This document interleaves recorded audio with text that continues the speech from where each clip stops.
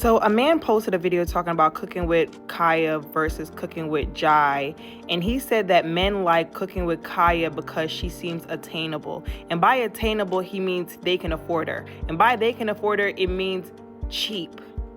And no, I'm not calling my girl cheap because she is running them pockets. She is running them ragged.